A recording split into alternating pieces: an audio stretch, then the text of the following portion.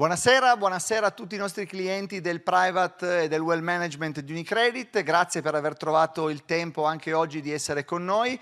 Questa sera abbiamo un'opportunità dal punto di vista digitale di presentare in anteprima quella che è la nostra visione sul contesto economico e sui mercati insieme al nostro team investimenti. Tutti gli anni il gruppo elabora un outlook che poi ci portiamo e ci accompagna nella gestione dei portafogli e nel dialogo con voi tempo per tempo. Anche quest'anno è stato pubblicato oggi la nostra visione, l'abbiamo chiamato Compass, e che racchiude quello che è il nostro pensiero e i punti principali di attenzione che vogliamo condividere con voi.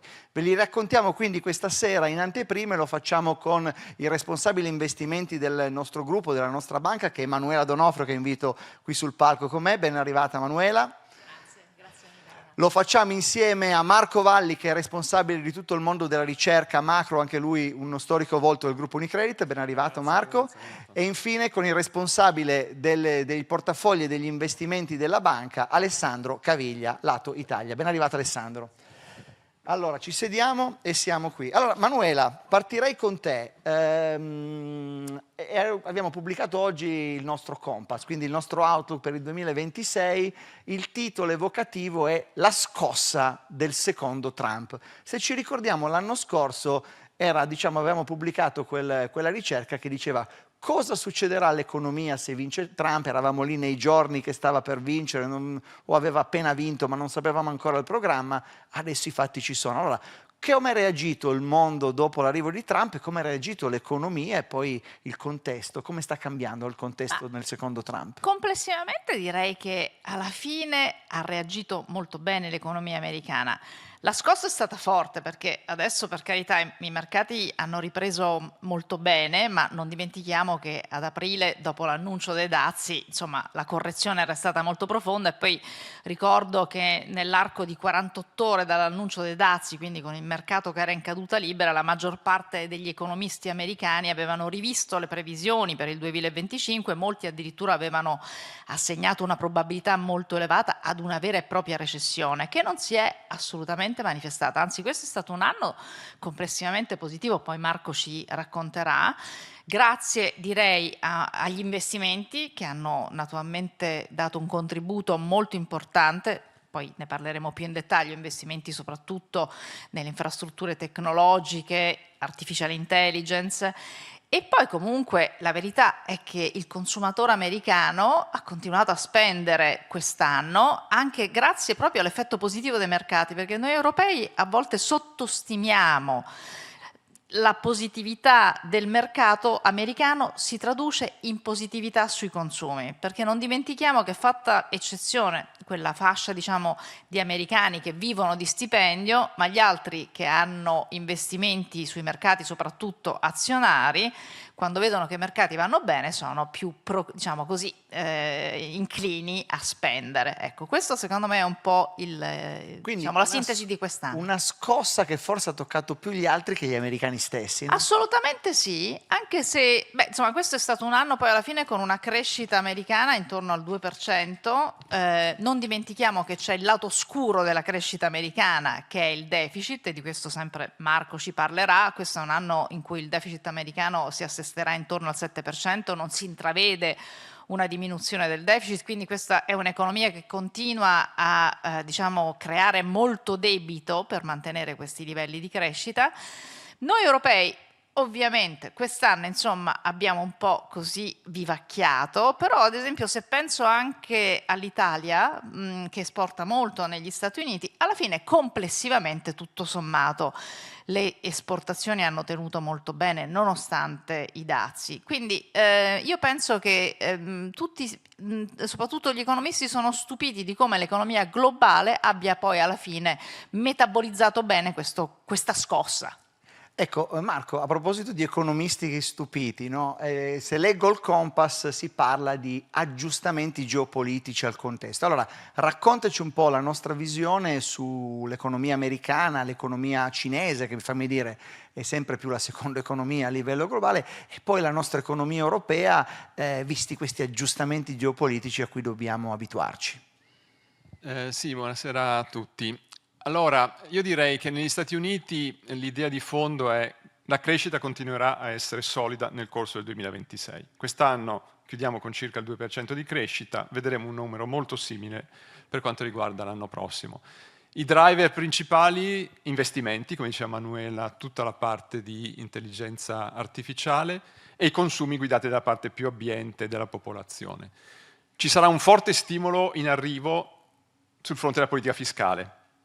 Un deficit che, come diceva anche in precedenza Manuela, non è sostenibile, però nel breve termine dà parecchia linfa al sistema. E all'inizio dell'anno prossimo la politica fiscale spingerà molto sia consumi che investimenti, quindi da qui nasce anche la nostra visione costruttiva. Poi i tassi di interesse stanno scendendo e probabilmente continueranno a farlo, poi possiamo discutere a che ritmo, ma continueranno a scendere e le condizioni finanziarie in generale di sistema rimangono molto favorevoli. Quindi questo dovrebbe generare un proseguimento del trend di crescita intorno al 2% in un contesto in cui, contrariamente a quanto avviene in Europa, l'inflazione negli Stati Uniti non solo non sta convergendo verso il target della Fed, 2%, ma anzi prevediamo che riaccelererà ulteriormente, quindi salendo sopra il 3%. Questo inevitabilmente poi porrà un dilemma di politica monetaria alla Federal Reserve. Nel nostro scenario centrale la Fed dai livelli attuali taglierà probabilmente un paio di volte da qui a fine dell'anno prossimo, quindi meno di quanto il mercato stia scontando in questo momento, proprio perché noi vediamo comunque una crescita che tiene bene, un mercato del lavoro americano che rimane tutto sommato ben supportato e un'inflazione che rimane ben al di sopra del target della Federal Reserve. La Cina. Sul fronte cinese noi siamo cauti per quanto riguarda le dinamiche macro di fondo, non vediamo ancora un punto di svolta per quanto riguarda la dinamica del real estate. Questo vuol dire che tutta la parte di consumi privati, che sono molto legati un po' anche alla dinamica di questo mercato, perché i cinesi sono molto investiti sul real estate, mancando quindi un punto di svolta sull'immobiliare, la fiducia rimarrà zavorrata, rimarrà bassa, il tasso di disoccupazione rimane elevato, quindi i consumi privati continueranno ad avere parecchie difficoltà. Il modello di crescita di Pechino non sarà ribilanciato, ci sarà un continuo focus politico, spingere su investimenti, soprattutto investimenti ad alto contenuto tecnologico. Quindi la macro di fondo rimane, dal mio punto di vista, imperniata alla debolezza, ma quello che è importante è che c'è una forte focus dell'agenda politica, sarà molto ancora orientata sugli investimenti ad alto contenuto tecnologico, quindi questo poi avrà implicazioni a livello di scelte di allocazione settoriale importante. In un contesto in cui abbiamo domanda domestica debole e abbiamo forte impulso sugli investimenti, ne deriva un fattore di sovrapproduzione, sovracapacità, che verrà poi esportata al resto del mondo. Quindi la Cina rimarrà un esportatore di pressioni disinflazionistiche a livello globale. Nonostante tutti i dazi che si possano mettere. Nonostante tutti i dazi che possiamo mettere. Anche perché i dazi li mettono gli Stati Uniti, il resto dei paesi non hanno ancora messo niente di particolarmente rilevante. Questo è uno dei motivi che spiega anche la resilienza del ciclo economico globale, nonostante le misure prese dall'amministrazione Trump. E poi chiudiamo con l'Europa velocemente. In Eurozona, mentre gli Stati Uniti l'anno prossimo i nostri numeri crescono al 2%, l'Eurozona crescerà intorno all'1%. La prima parte dell'anno sarà ancora debole perché dobbiamo ancora smaltire l'effetto di aggiustamento delle esportazioni verso gli Stati Uniti dopo il fenomeno del front loading che abbiamo avuto nella prima parte di quest'anno. Il mercato del lavoro tutto sommato rimane ancora in discreta salute, anche se in una chiara fase di rallentamento. Abbiamo aspettative che lo stimolo fiscale, il cosiddetto bazooka tedesco, comincerà finalmente l'anno prossimo a dare dei frutti. Non tanto all'inizio dell'anno perché ci vorrà del tempo prima di scaricare a valle determinati progetti di investimenti sul settore della difesa, poi abbiamo anche importanti fenomeni di colli di bottiglia, però lentamente inizierà nel corso del 2026 a manifestarsi un impulso ciclico positivo che poi andrà ad accelerare 27-28, quindi pensiamo al piano fiscale tedesco come un piano di medio-lungo periodo. Questo dovrebbe in qualche modo mantenere la crescita l'anno prossimo su un sentiero, dicevo, debole ma positivo intorno all'1%, con prospettiva di riaccelerazione nel corso del 2027. In Eurozona, contrariamente a quanto abbiamo visto negli Stati Uniti, l'inflazione è già tornata al target della Banca Centrale Europea e lì rimarrà. Nel nostro scenario centrale la Banca Centrale Europea ha finito la fase di taglio dei tassi, dovremmo rimanere al 2% per tutto il 2026. Quindi fammi dire, nonostante un contesto sicuramente geopolitico molto più movimentato di quelli che eravamo abituati, diciamo, negli anni passati, un'economia americana cinese e in parte europea, che comunque è in un sentiero di crescita magari non enorme, non importante, ma comunque ben guidato, prevalentemente dalle politiche fiscali e di supporto delle varie economie, con una volontà forte di mantenere una leadership sulla tecnologia. Questo, se più o meno leggo il contesto. Ecco, Alessandro, quando abbiamo visto, leggendo, poi lo leggeranno i nostri clienti, il nostro Compass e i nostri, magari guidati insieme ai nostri colleghi, i nostri specialisti, e si arriva alla parte sui mercati, si parla di cauto ottimismo. Quindi, come c'è una cauta positività sulla resilienza delle economie principali, c'è un cauto ottimismo anche sui mercati, sia dal punto di vista dell'azionario che dal punto di vista dell'obbligazionario. Come lo impostiamo l'anno? Sì, partiamo dal presupposto che noi viviamo un contesto nel quale le correzioni, anche temporanee, dobbiamo considerarle fisiologiche. Quest'anno abbiamo avuto delle fasi anche convulse che poi sono state velocemente recuperate. Noi le chiamiamo un po' scosse di assestamento o come i vuoti d'aria quando si fa un lungo viaggio in aereo. Il cauto ottimismo deriva dal fatto che ci sono degli elementi negativi che, dobbiamo ammetterlo, persistono ma hanno minore intensità, e poi ci sono elementi positivi che sono una conferma. Quali sono gli elementi negativi di minore intensità? Allora, intanto l'effetto sorpresa negativo di Trump e della sua amministrazione viene un po' meno, perché lui i suoi grandi dossier li ha aperti tutti e adesso, con il tatto che lo contraddistingue, lavora, diciamo che fa un labor lime. Ci siamo abituati alla nuova normalità, diciamo. Esattamente. Non dobbiamo dimenticare che adesso impatta anche il ciclo elettorale, quindi è evidente che il Presidente vorrà effettuare una campagna elettorale in un clima economico e finanziario positivo. E poi c'è la tregua armata, commerciale con la Cina. E questi sono elementi, per carità, negativi, ma di minore intensità. Gli elementi positivi li hanno già accennati Manuele e Marco, io li ribadisco: le politiche fiscali supportano, le politiche monetarie, le condizioni monetarie sono o neutrali o espansive. Come hanno reagito i mercati e come stanno reagendo tuttora, si muovono seguendo un certo trend. I mercati obbligazionari hanno dato un contributo importante, ovviamente c'è il tema del ritorno potenziale, però noi continuiamo a lavorare su segmenti e su settori che riteniamo di qualità e dai quali vogliamo estrarre soprattutto stabilità, e quindi il mondo delle obbligazioni societarie, le obbligazioni dei paesi emergenti ad alto rating. E poi i mercati azionari cosa abbiamo visto? Abbiamo visto le aziende che reagiscono, gestiscono il libro degli ordini, il front loading, ridisegnano le catene di distribuzione, di approvvigionamento, cominciano a inserire tematiche di miglioramento di produttività dovute all'intelligenza artificiale, che è un percorso di lungo periodo graduale. Il risultato di tutto questo è che per l'anno prossimo noi, a livello aggregato, immaginiamo una crescita degli utili aziendali tra il 12 e il 14%.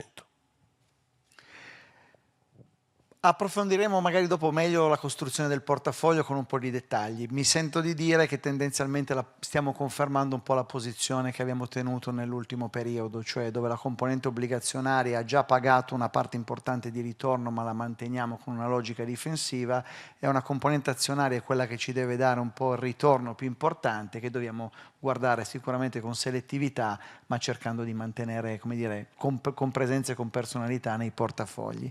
Ecco, Manuela, io leggendo così velocemente il nostro Compass, ho visto a un certo punto che si riparla di un tema che tu hai sempre seguito con grande attenzione, anche un po' da tifosa, che è il ruolo dell'Europa e la capacità dell'Europa di esprimere un qualcosa. Noi si dice è un po' l'anno del reality check, un po' l'anno per l'Europa di vedere, diciamo, le carte per davvero. Allora, come lo leggi questo 2026 per l'Europa? Cosa dobbiamo scoprire? Renato, sì, allora io sono sempre stata dell'idea che il progetto europeo va completato, perché è una di quelle classiche situazioni in cui o lo porti a termine e quindi crei effettivamente un soggetto, diciamo, geopolitico con un bilancio comune, con delle politiche di difesa, energetiche, tecnologiche comuni, o se no il rischio naturalmente che il progetto fallisca è elevato.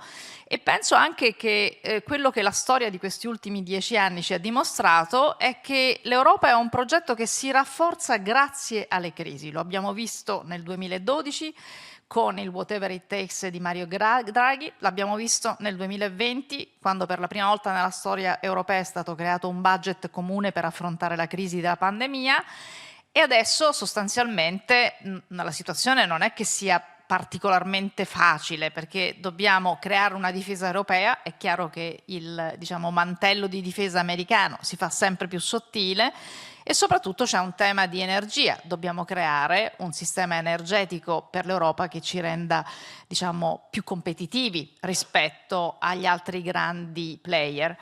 E secondo me, diciamo, questa è un po' la volta veramente che o facciamo l'Europa o altrimenti questa competizione diventa per noi una competizione non più raggiungibile. Certo. Noi abbiamo un mondo in cui è chiaro che oramai da un lato abbiamo gli Stati Uniti, dall'altro la Cina, che si contendono sostanzialmente l'influenza a livello globale. Come possiamo pensare di competere con gli Stati Uniti o con la Cina quando il divario tecnologico, il divario energetico si è fatto così ampio? Quindi a mio avviso questa politica, questa politica fiscale estremamente conservatrice che è stata attuata per tantissimi anni dall'introduzione dell'euro in poi, è stata abbandonata grazie alla crisi che si è scatenata, diciamo, dopo l'invasione dell'Ucraina, e quello che io mi aspetto è che l'Europa investirà sempre di più per creare una difesa comune, sempre di più per rendersi da un punto di vista energetico indipendente non solo dalla Russia ma anche dall'America, perché adesso dipendiamo molto, ad esempio per il gas, dall'America. E l'altra cosa che io sottolineo sempre è che l'Europa ha due grandissime ricchezze. Uno stock di risparmi che nessun altro ha, praticamente nessun'altra area geografica, continente ha. E due, noi abbiamo una grandissima cultura, una grandissima capacità di ricerca. Non dimentichiamo che molti, ad esempio, di queste persone che hanno avuto, di queste aziende che hanno avuto successo in America da un punto di vista tecnologico, in realtà sono cresciute e sono nate grazie a menti europee. Quindi abbiamo tutti gli ingredienti, dobbiamo sostanzialmente trovare la forza di finalmente dare vita a questa ricetta. E il 2026 è l'anno. Dovrebbe essere assolutamente l'anno. Ecco, si parla spesso, Marco, dell'Europa anche in confronto agli Stati Uniti. Tu prima però hai accennato un tema abbastanza interessante che ha dominato, diciamo, le conversazioni degli outlook di tanti anni, cioè la politica dei tassi negli Stati Uniti, la normalizzazione, a che livello, dove, il ruolo della Fed, e in quell'ambito lì è entrato anche un elemento geopolitico con le discussioni sostanzialmente tra il presidente della Fed e il presidente Trump.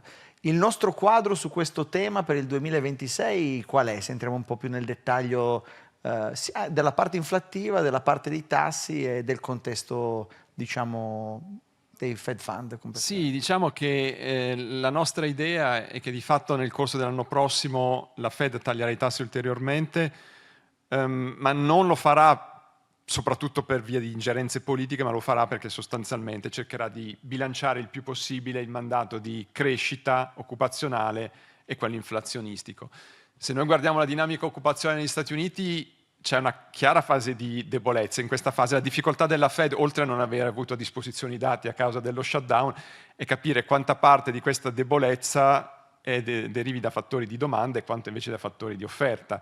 I fattori di domanda sono importanti perché ovviamente l'incertezza legata ai dazi ha reso le imprese un pochino più restie ad accrescere l'occupazione, così come anche il ciclo dell'intelligenza artificiale, perché tanto più tu impresa investi in capex legato all'intelligenza artificiale, tanto più tu diventi cauto sul fronte di nuove assunzioni. Infatti non è una coincidenza che noi nel nostro auto ipotizziamo che la crescita sarà solida in termini di crescita di PIL nel 26 negli Stati Uniti, ma la crescita occupazionale sarà con un'elasticità inferiore rispetto al passato, ok? Quindi crescerà l'occupazione ma meno rispetto al passato, proprio perché abbiamo tutto questo fenomeno del maggiori investimenti in intelligenza artificiale che per loro natura sostanzialmente non comportano tanta creazione occupazionale. Quindi la Fed deve cercare di bilanciare il raffreddamento sul mercato del lavoro, su cui però agiscono anche fattori sul lato dell'offerta.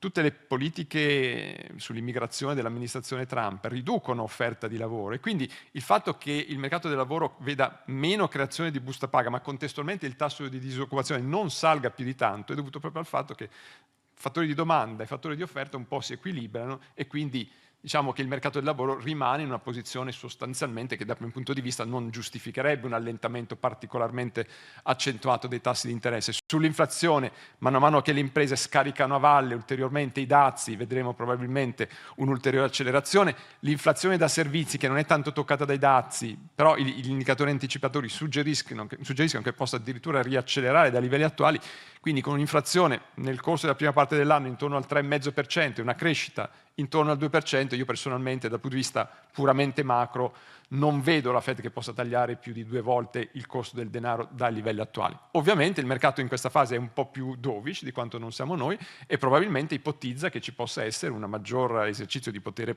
influenza politica da parte della Casa Bianca, anche cominciando dalla nomina del nuovo chairman della Federal Reserve. Dovessimo entrare in uno scenario in cui la Fed diventa particolarmente dovish, quindi taglia i tassi in maniera, tra virgolette, non giustificata dai fondamentali macro, io vedo sostanzialmente 2 vittime principali sui mercati finanziari: il dollaro e la parte lunga della curva dei treasury, perché il mercato andrebbe immediatamente a riprezzare un più elevato rischio di inflazione. Questo necessariamente deve comportare uno storno al rialzo dei rendimenti, quindi una discesa dei prezzi delle obbligazioni più a lungo termine.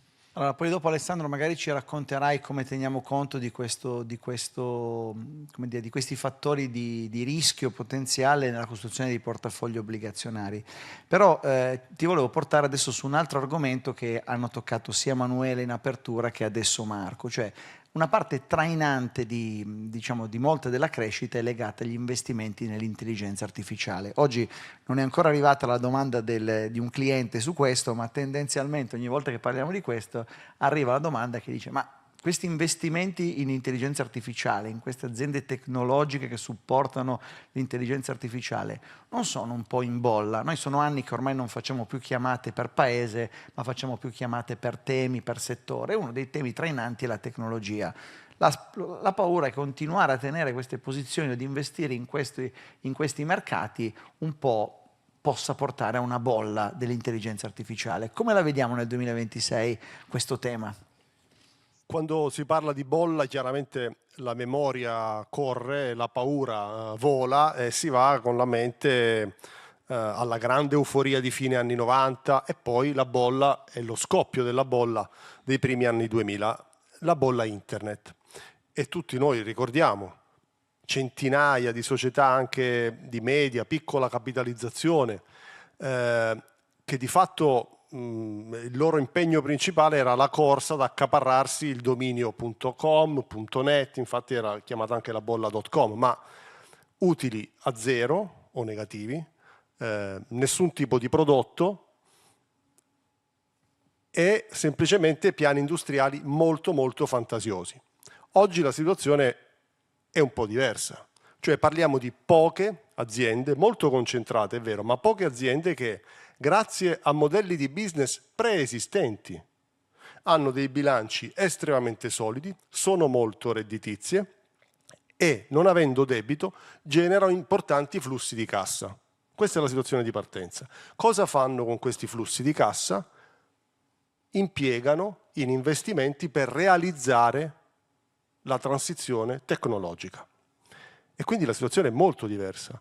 E allora noi ovviamente ci facciamo delle domande, ma la domanda principale che ci facciamo è questa.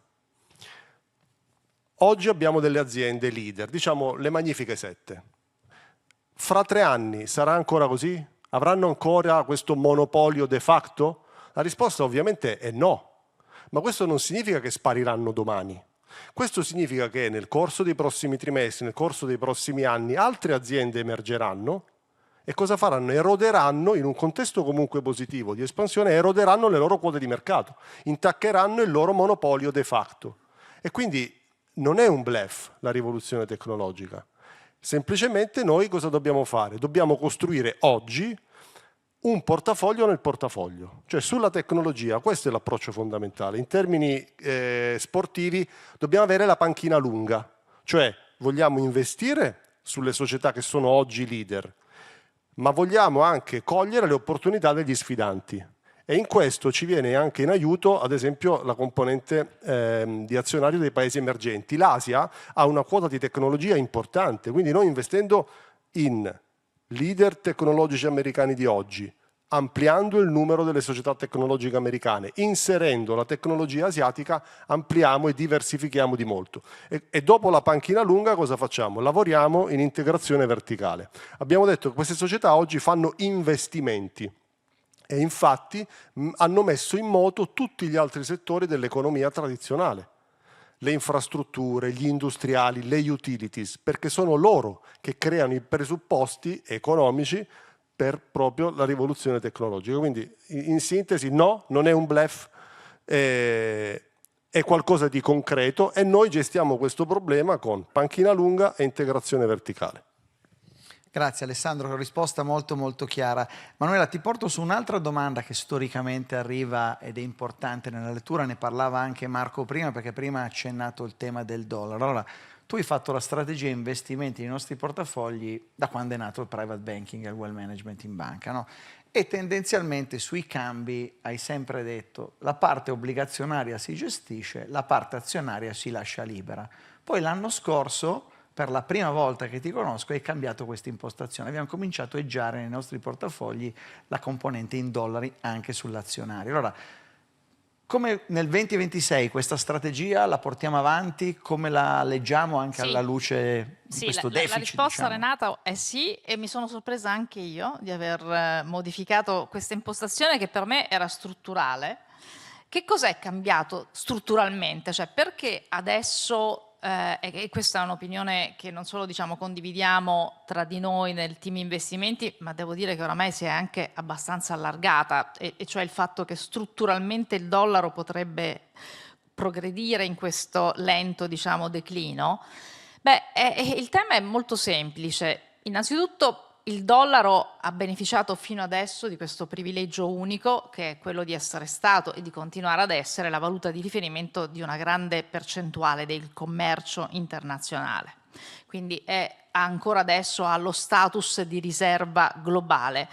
Uno status che però in questi ultimi anni è stato eroso dai paesi non NATO, quindi mi riferisco naturalmente alla Cina, che oramai da diversi anni sta promuovendo un sistema di pagamenti alternativo al dollaro, tant'è vero che molti degli scambi commerciali con la Cina adesso vengono sostanzialmente negoziati con lo yuan o comunque certamente non con il dollaro.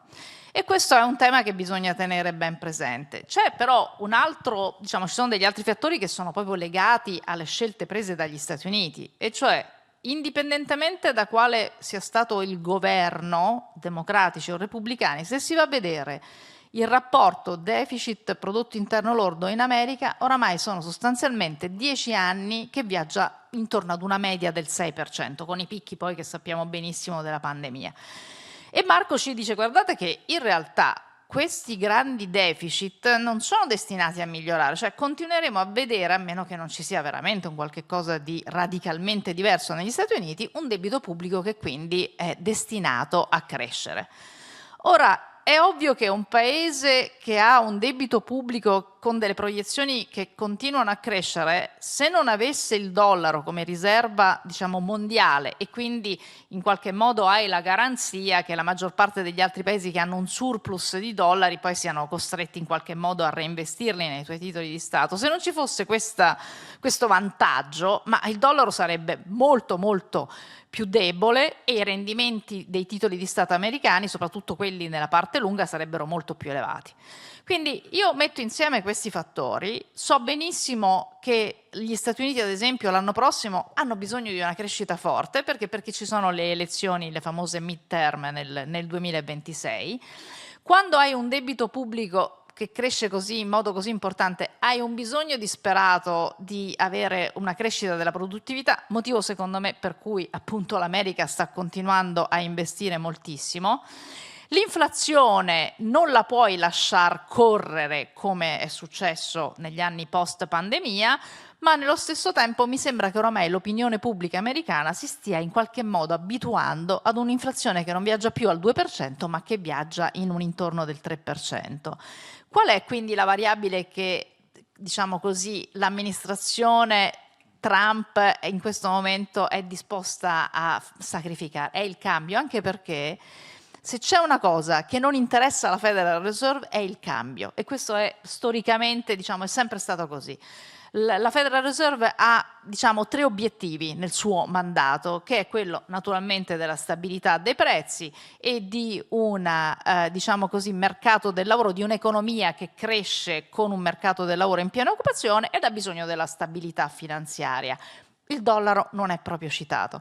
Quindi se devo dire che c'è un qualche cosa che verrà sacrificato è il dollaro che però, diciamo, la correzione che noi vediamo è una correzione lenta, diciamo graduale, nulla di drammatico come invece accadrebbe a qualunque paese emergente se annunciasse dei deficit così elevati, diciamo, per un periodo di tempo molto, molto lungo. E quindi a questo punto ho cambiato idea, ho detto no, forse bisogna cominciare diciamo, a coprire il rischio dollaro. Quindi terremo questa posizione coperta sul dollaro, in parte coperta sul dollaro anche sugli investimenti equity, sugli investimenti azionari, proprio in virtù di questo scenario abbastanza unico che si è venuto a creare. Senti, man mano che arrivano le domande dei clienti, io, Alessandro, ti chiederei di riassumere invece una sessione che è quella più gettonata del nostro Outlook, che sono quali sono le idee ad alta convinzione che portiamo ai clienti per il 2026? Quali sono queste idee di investimento forti che abbiamo? Sì, e per rispondere a questa domanda ci devono aiutare i numeri, no? Dobbiamo partire da dei dati di fatto. I numeri anzi il numero che io cito è 2%. 2% è il tasso della Banca Centrale Europea l'anno prossimo. È anche il tasso dell'inflazione attesa in Europa. Molto banalmente significa che i ritorni delle componenti obbligazionarie saranno ritorni limitati. Ovviamente noi possiamo reagire in molti modi, allunghiamo la duration, abbassiamo la qualità del credito, ma noi diciamo sull'obbligazionario non è il momento di fare scelte creative. Dobbiamo avere la consapevolezza che si tratta di ritorni modesti, positivi, non abbiamo particolari preoccupazioni, ma vogliamo continuare a puntare sulla qualità. Qualità significa le obbligazioni emesse dalla società, le obbligazioni dei paesi emergenti, quando noi diciamo investment grade, quindi dalla tripla B in su. Un po' ci preoccupano le obbligazioni governative a lunga scadenza, i 10 anni, i 30 anni, perché? Perché se i governi, Stati Uniti, Germania, devono aumentare le emissioni, magari lì ci possono essere delle tensioni. Quindi continuiamo a lavorare sulla parte intermedia, sui 4-5 anni come scadenza media di portafoglio. Noi le opportunità le dobbiamo creare e cercare nel mondo azionario.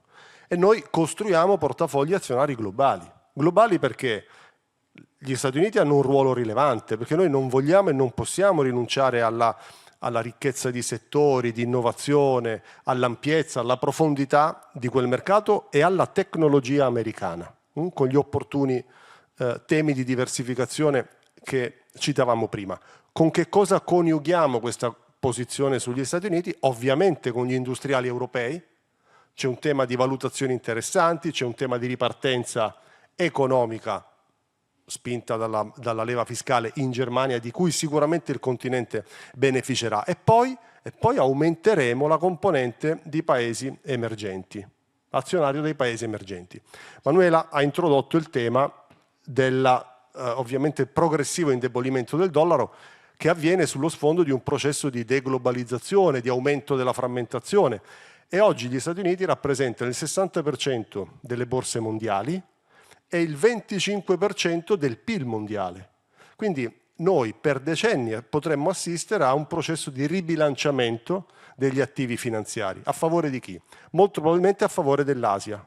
E non solo, quindi c'è un tema di investimento sulle borse asiatiche, anche per diversificare dalla tecnologia, ma anche per beneficiare delle valute asiatiche. Noi tutti diciamo il 25 è stato l'anno del dollaro debole. No, è stato l'anno dell'euro fortissimo. L'euro si è rafforzato contro qualsiasi altra valuta e quindi l'unica strategia valutaria pensabile era la difesa, era cercare di perdere il meno possibile sulle valute. Nel 26 è possibile che invece la gestione valutaria attiva dia un contributo positivo, come soprattutto dal nostro punto di vista attraverso le valute asiatiche.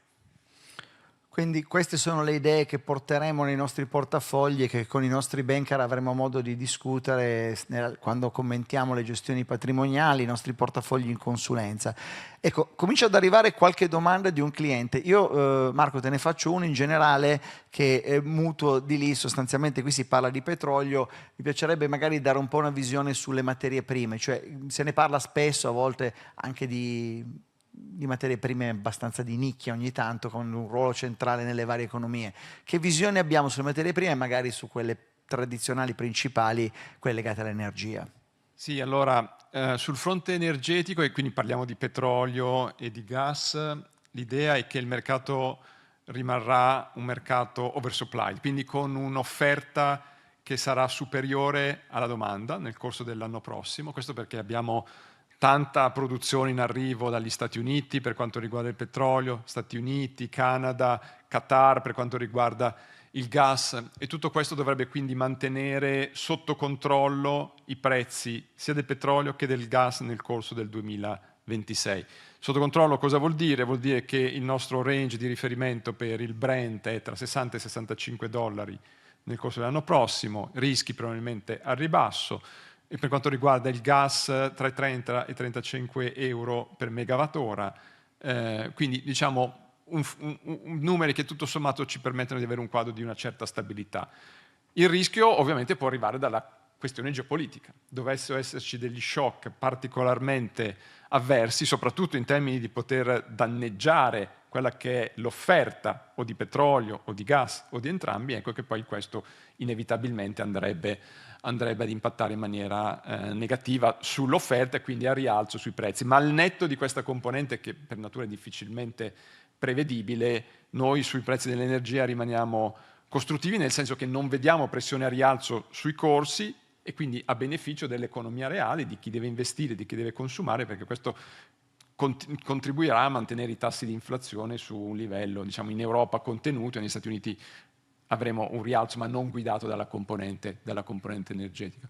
Per quanto riguarda altre materie prime, io quello che mi sentirei di segnalare è che il trend verso, come diceva Alessandro in precedenza, gli utilities, il trend verso la maggiore elettrificazione, tutto questo potrebbe avere ad esempio un impulso positivo per quanto riguarda il prezzo del rame, ad esempio. Poi tutta la questione delle terre rare, io adesso non entro troppo, quello che è importante capire è che le terre rare stanno diventando un'arma di geopolitica, di natura geopolitica. Abbiamo visto quanto dolore la Cina ha inferto agli Stati Uniti e anche all'economia globale quando loro hanno introdotto queste restrizioni sui minerali critici, che loro estraggono, soprattutto raffinano, perché questa è la grossa differenza. Per mettere in piedi impianti di raffinazione servono tanti anni, e quindi loro hanno un vantaggio competitivo enorme che ovviamente fanno pesare nelle loro negoziazioni. Da questo punto di vista quindi abbiamo il confronto tecnologico, che è inevitabilmente soprattutto Stati Uniti-Cina, su cui la Cina entra pesantemente con la loro componente di minerali critici, e quindi al tavolo delle discussioni hanno un'arma importante, e l'Europa un po' schiacciata, perché noi abbiamo un bisogno disperato della tecnologia e di questi minerali, e quindi dobbiamo in qualche modo agire in maniera pragmatica, non possiamo permetterci un clash con la Cina, così come ad esempio lo stanno cercando gli Stati Uniti. Senti, collego subito quest'ultima domanda, quindi il fatto che l'intelligenza artificiale consumerà sempre più energia, nonostante questo non c'è una visione di riflesso sui prezzi? Al momento direi che le dinamiche sul lato dell'offerta sono tali da lasciarci abbastanza tranquilli sul fatto che non si creeranno tensioni a rialzo sui prezzi, almeno nel corso dell'anno prossimo.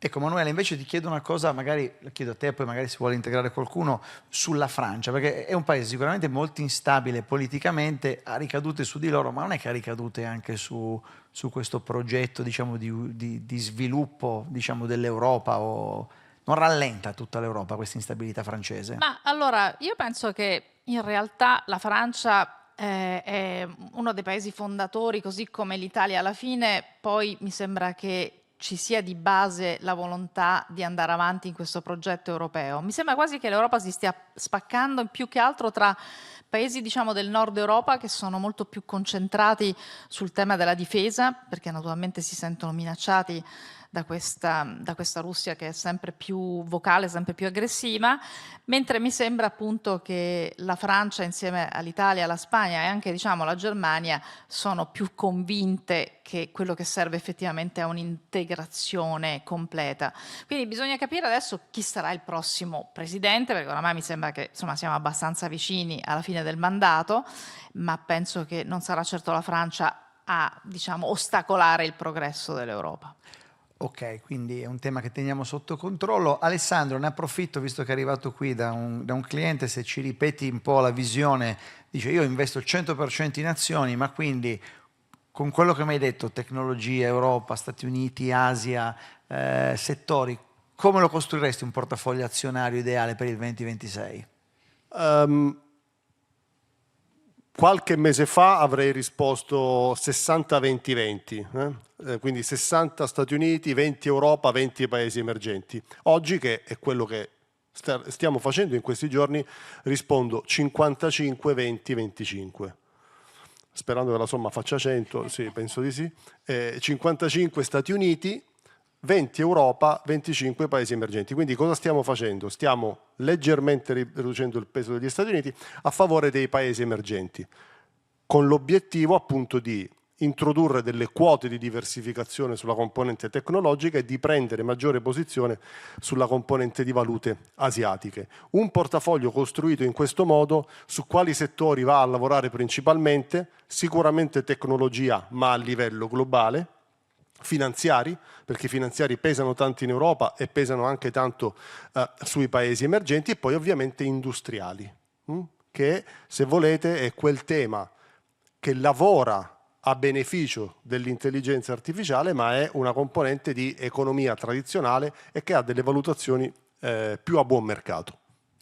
Marco, un cliente ci torna sul tema del dollaro e della copertura. Adesso c'è il tema del costo della copertura, ma nella nostra visione il dollaro, che oggi chiudeva intorno a 1,16 nei vari scenari più, come dire, dove lo vediamo arrivare rispetto Il nostro all'euro? scenario centrale lo vediamo intorno a 1,20, perché sostanzialmente non vediamo grosse alternative al dollaro come moneta di riserva a livello globale, però il trend di deprezzamento è destinato a continuare. E questo però è uno scenario centrale. Se uno agisce in ottica di risk management deve anche domandarsi cosa può succedere al dollaro qualora la Fed andasse pesantemente sotto la pressione politica della Federal Reserve.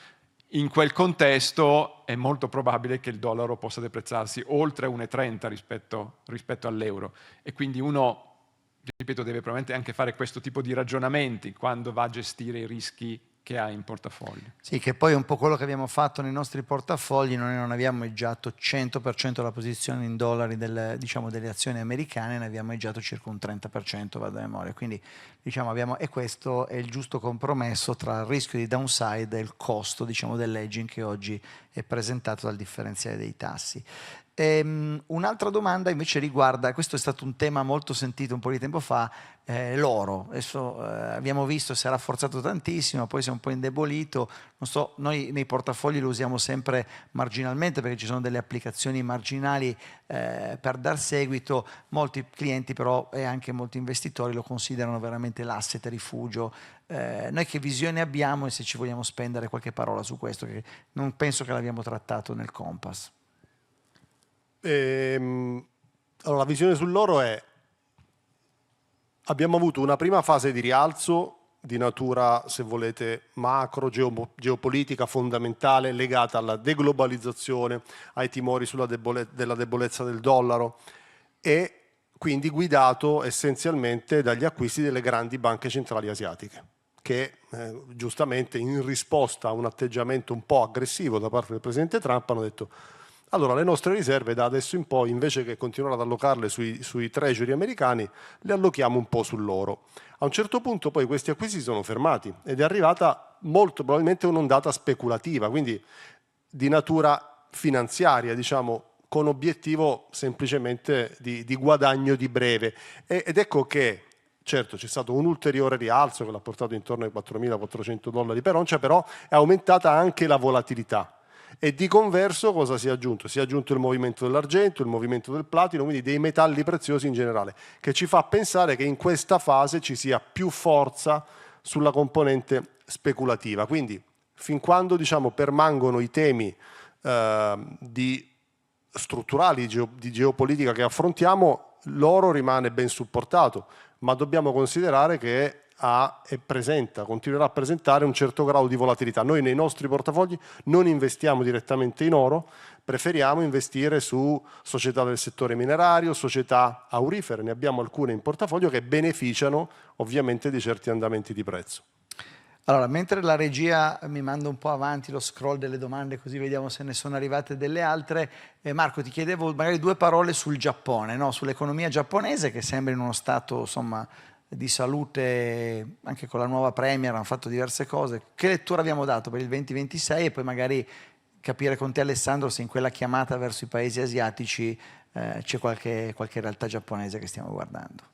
Noi abbiamo una visione costruttiva del Giappone nel corso del 2026, riteniamo che lo stimolo fiscale comunque aiuterà la crescita. Sul fronte dell'inflazione abbiamo visto tassi di crescita dei prezzi che attualmente sono superiori al 2%, nell'orizzonte previsivo probabilmente si allineeranno intorno al 2%, ma sembra essersi definitivamente lasciata alle spalle quella fase di deflazione che era così dannosa per l'economia reale, per i profitti aziendali e tutto quello che poi ne può derivare. Quindi da questo punto di vista noi siamo costruttivi. In questi giorni si fa molto parlare, anche a seguito della forte debolezza dello yen e del forte rialzo dei rendimenti, se ci possa essere il rischio di un qualche episodio di instabilità finanziaria in Giappone. Io da questo punto di vista noto che inevitabilmente possiamo aspettarci della volatilità, ma dal punto di vista fondamentale il Giappone è ragionevolmente robusto. Perché dico questo? Beh, dico uno, perché la struttura di detenzione del debito pubblico giapponese è molto molto domestico, circa 85-90% del debito è detenuto da investitori domestici. Questo ovviamente ti mette un po' al riparo da quelli che possono essere episodi di volatilità sui mercati. E poi perché il Giappone nel suo complesso, al netto del deficit di bilancio che è elevato, nel suo complesso, quindi con anche il settore privato, è un paese che genera un surplus di risparmi molto ingente, quindi è un paese che esporta capitali, non ha bisogno di attirare capitali dall'estero per finanziare il suo modello di crescita. Quindi questo ci lascia sostanzialmente costruttivi sul fatto che se ci dovesse essere episodi di volatilità sui mercati, si sente anche molto parlare di un potenziale impatto del deficit, della percezione degli investitori internazionali, crisi finanziaria. Ecco, noi non siamo non temiamo questo, perché vediamo che i fondamentali sono ragionevolmente di supporto. Alessandro, vogliamo aggiungere qualcosa poi sulle scelte di portafoglio? Qui magari te la ricongiungo a un'altra domanda. Siccome la tecnologia è molto interconnessa, è difficile comunque diversificare il rischio tecnologico anche andando a cercare realtà nei diversi paesi, no? Di qui qualcuno dice giustamente, per dire il Giappone, piuttosto che la Cina, piuttosto che i paesi del sud-est asiatico che hanno delle realtà, delle aziende tecnologiche all'avanguardia, quanto diversificano veramente dal rischio americano? Assolutamente, quando noi parliamo di settori a livello globale, le aziende che appartengono a questi settori hanno un elevato grado di correlazione, ma non è questo che ci preoccupa. È normale che la tecnologia cinese, indiana o del sud-est asiatico si muova in sintonia, in armonia con il movimento della tecnologia americana. Quello che è molto diverso è il livello di valutazione. Quello che noi diversifichiamo è la leadership. Cioè noi oggi sappiamo quali sono i leader di mercato che operano in un contesto di quasi monopolio. Ci sono altre aziende che normalmente, ovviamente, si muoveranno in sintonia con loro, ma che hanno delle valutazioni molto più interessanti. Quindi in caso di correzione è lì che avremo il beneficio della diversificazione, è lì che avremo il beneficio di non avere il portafoglio eccessivamente concentrato su certi titoli. Manuela, un cliente, Marco, ci chiede: parlate meno di sostenibilità ESG, è un fatto temporaneo o una visione di lungo periodo? È cambiato effettivamente qualcosa da quando è arrivato Trump? Sì, sicuramente diciamo che la sostenibilità non è in cima alle priorità della nuova amministrazione, del nuovo partito repubblicano. Penso che comunque sia necessario un po' quello che si chiama il reality check, no? Cioè quello che si può fare con le condizioni che dobbiamo affrontare, con le priorità che sono tante che dobbiamo in qualche modo prendere in considerazione, tenendo presente che abbiamo da un lato appunto gli Stati Uniti che sicuramente adesso danno molto meno peso alla sostenibilità nella sua naturalmente accezione più ampia, e anche alla Cina. Quindi il discorso è che secondo me la cosa che mi fa essere ancora positiva, soprattutto quando parliamo di sostenibilità anche climatica, è che questa rivoluzione tecnologica che è in atto potrebbe veramente aiutarci e consentirci nell'arco non dei prossimi 50 anni, ma probabilmente dei prossimi 10 anni, di produrre energia in modo più pulito. Cioè io quello che penso è che queste nuove tecnologie, che in realtà ci aiutano a pensare meglio, perché è diverso, diciamo, rispetto al passato. Questo non è una macchina, questo è veramente un modo di pensare che è esponenzialmente più, diciamo, efficace del modo di pensare umano, e potrebbe quindi aiutarci nella soluzione dei problemi che fino adesso da soli nel senso con le macchine tradizionali che avevamo a disposizione, non siamo riusciti ad affrontare. Quindi questo secondo me è vero nel campo sicuramente dei cambiamenti climatici, quindi di produzione di energia naturalmente più pulita, così come ad esempio nel campo medico, no? Molto, se tu pensi alla grande preoccupazione che i paesi sviluppati hanno di questo invecchiamento demografico che naturalmente va a pesare sul sistema medico, probabilmente avremo una medicina molto più produttiva nei prossimi anni, con dei sistemi di cura molto più avanzati di quelli attuali. Io penso che noi facciamo veramente fatica ad immaginare quanto queste nuove tecnologie ci aiuteranno a risolvere i problemi che adesso ci sembrano insormontabili e invece riusciremo a risolverlo nell'arco dei prossimi anni. No, è così Manuela. Poi devo dire che nella costruzione dei portafogli è evidente c'è stata una spinta regolamentare molto forte in Europa che ci ha portato tutti ad affrontare la costruzione di portafoglio con delle dinamiche che poi i fatti della storia in qualche modo hanno messo un po' in una priorità un po' più bassa, ma è un momento, io credo che è qualcosa che poi, un po' come stai raccontando tu, questi sono trend che ci portiamo avanti e i flussi premieranno questi trend nel tempo. È chiaro che rispetto a una narrativa esclusivamente focalizzata su questo, oggi bisogna considerare tanti fattori, tra cui la geopolitica, che è un elemento che sicuramente pesa. Senti, io prenderei l'ultima domanda, Marco, prima di lasciare poi a Manuela una chiusura, magari due numeri su questo. Ne ha parlato Emanuele in apertura prima, la difesa diciamo in Europa è un tema, ci saranno secondo noi, è prevedibile che ci saranno diciamo ulteriori piani di supporto e di crescita alle aziende europee collegate a questo? Diciamo oggi si è mossa la Germania, ci siamo un po' mossi diciamo su tematiche diverse. E quanto si può scommettere su un programma europeo ulteriore di investimenti su questi temi? Allora, diciamo che, giustamente come dicevi, la Germania si è già mossa e si è già mossa in maniera importante. Gli altri paesi progressivamente cercheranno di fare qualcosa, compatibilmente con quelli che sono i vincoli di bilancio, inevitabilmente. Il programma da 150 miliardi, SAFE, quindi sostanzialmente un programma europeo con emissioni di debito europeo e poi finanziamenti ai singoli paesi, va nella giusta direzione. La scala probabilmente al momento è ancora un pochino troppo sbilanciata sulla Germania e un po' poco sugli altri paesi, però tutto sommato ci può stare come primo step.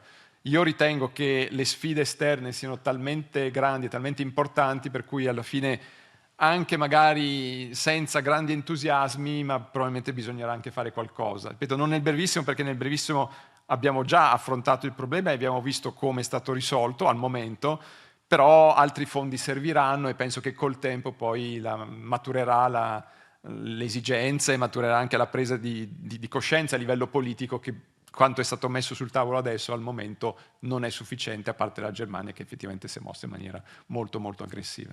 Grazie Marco. Allora io direi siamo in chiusura, che siamo in debito di un paio di minuti con i nostri clienti che sono collegati. Manuela, cauto ottimismo era un po' il messaggio che ci portiamo dietro, centralità dei portafogli, continuare a tenere l'azionario con un occhio alla selettività. Quali sono i messaggi in chiusura che vogliamo portare ai nostri clienti? Ma io vorrei dare un messaggio che è un po' la sintesi del mio percorso professionale. Come dicevi prima tu Renato, io lavoro qui per Unicredit Private Banking da un paio di giorni. Sì, esatto, da qualche stagione. Quello che vi posso dire, oramai lavoro sui mercati finanziari veramente da tanti anni, 1989 2009, quindi insomma di crisi finanziarie devo dire ne ho viste più di una, di crolli dei mercati non ricordo nemmeno più quanti ne ho visti. L'unica cosa che vi posso dire è che tutti i crolli a cui io ho assistito erano poi con il senno di poi delle ottime diciamo, opportunità per aumentare il peso, e siccome noi italiani abbiamo un peso azionario molto contenuto, quindi penso che di spazio nei nostri portafogli per approfittare di queste correzioni che, come giustamente Alessandro diceva, ci saranno, continueranno ad esserci, penso che sia l'unica strategia sensata quando si ha ovviamente un orizzonte temporale non di 6 mesi, ma un orizzonte temporale direi almeno di un 3-4 anni. Quindi grazie a Manuela Donofrio, grazie ad Alessandro Caviglia, grazie a Marco Valli, a tutto il nostro super team degli investimenti, della direzione investimenti di Unicredit, grazie a tutti i nostri clienti che sono rimasti con noi collegati in questa oretta. Ci sarà modo di approfondire la nostra visione, il nostro outlook, come dicevo, con i nostri banker, con i nostri specialisti, ci sarà modo di confrontarsi ancora e quindi che dire, grazie per averci seguito, buona serata e buon proseguimento di serata a tutti quanti. Grazie. Grazie a tutti. Grazie.